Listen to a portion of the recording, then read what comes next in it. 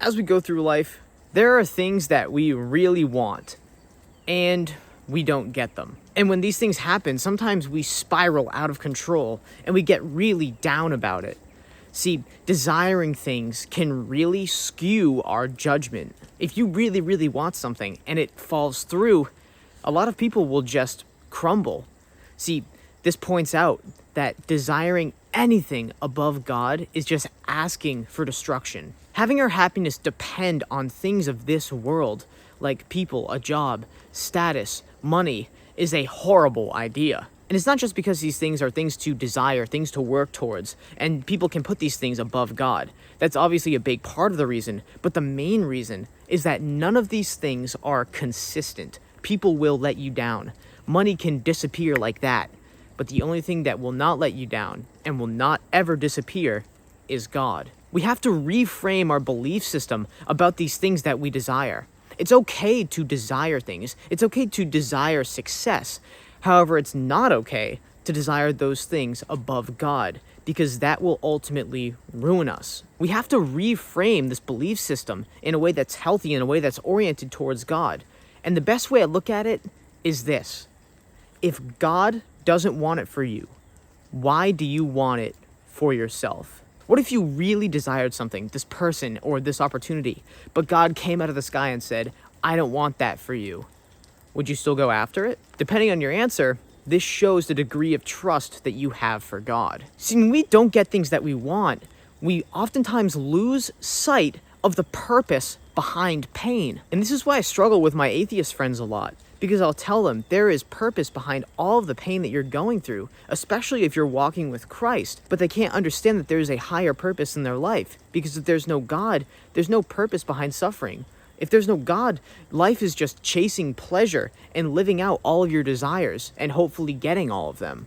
But you're not going to. If God doesn't want it for you, why do you want it for yourself? If something is taken from you, whether or not the timing just isn't right and it'll happen later, or it's not ever meant to happen in your life, trust God and be grateful that He's taken this thing from you, because I'm telling you something better is on the way. But step one is that you must trust God. Whether it's a person you want, a job, this number of followers, this substance, do not let your happiness hinge on those things, because everything of the world, including the person that you love the most, will at some point let you down. Let me give you an example I see a lot throughout my friends. Sometimes we can really like somebody, and if that person does something positive, that makes our day and we're super happy. But if that person does something negative that maybe shows disinterest in us, that can ruin our day. See, we're letting our feelings hinge on how someone else approves of us. Why are we giving this person free rein to play with us like marionettes and completely manipulate our feelings without them even realizing it? We're putting so much emphasis on these people and these things of the world that we're not focused on God. He's the ultimate source of our joy, because we are already saved. And your day is ruined because somebody doesn't text you back? When you walk with God and walk in the Word, and you're genuinely focused on Him and doing the right thing, the objectively right thing based on God's Word, anything that happens to you and around you is meant to happen, because you're making the objectively right choice in God's eyes. Even if that means we suffer, what's happening to you is correct. And if you are walking with God, why stress the what ifs? Why say, oh, what if this happened? If only this happened. But if God took it away from you, He has something better. If God doesn't want something for you, why do you want it for yourself? Don't stress the what ifs, because the better is coming. Can't we rest assured that when we're walking with God, this thing just wasn't meant to happen? He didn't want it for us. So I ask again, do you want something that God doesn't want for you? Would you rather have something that's not sanctified by God right now, or would you rather wait a little bit longer and get something that is 100% sanctified by God and is better than what you want now? Now, a lot of people can only see what's in the now.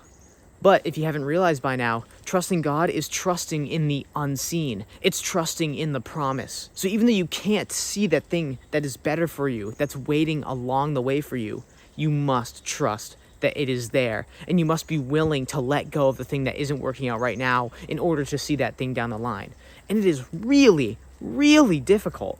I completely understand. I've gone through it very recently, actually. I completely get it. But we must look to the future, because the future holds better. We can't hang on to the what ifs. We can't let our joy and our happiness ride on what doesn't work out, because everything except for God will let you down at least once. And who knows, maybe something that God takes from you now will happen later, but there's no point to ruminating on it right now. Focus on what matters. Walk with love and peace and joy and kindness, and care about those around you, because that's ultimately what is important. Let me give you a really good example. If you have or want something really bad, you must hand it off to God, because ultimately it is Him who you want to determine the path of your life. Now, if you hand something to God and He hands it back to you, that's proof that it's meant to happen. In other words, let go and let God, which I often hear. However, if we hand something to God and He does not hand it back to us, we might get really upset and turn our backs to Him. But with our back turned to Him, 1, He can't hand it back in the future, or 2, we're not there to receive something even better. So what's the only choice you can make? Hand something to Him and just keep looking towards Him.